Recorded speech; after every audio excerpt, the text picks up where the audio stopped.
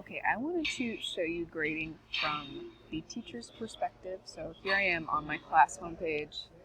I'm going to go down to my assignment. So another student has left a comment, so I'm not like that. I can reply to that.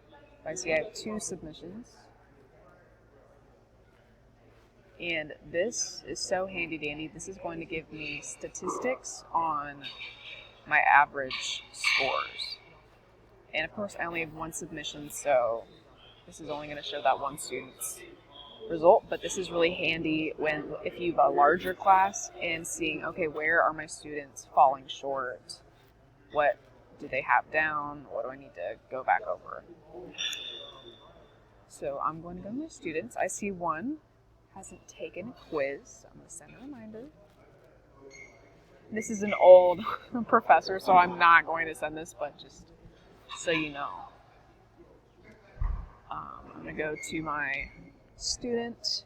I've already graded this. I just made this video not too long ago and deleted, so doing this again. So I can see the answers that they've already have automatically graded.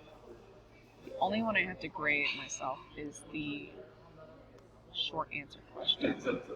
But each teacher can grade this as they deem fit. They can even add a rubric and attach that to the question.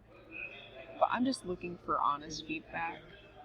I think it's pretty boring. I hear the rappers getting quotes too. That's cool, I guess. So I'm going to give them full credit and leave a nice comment.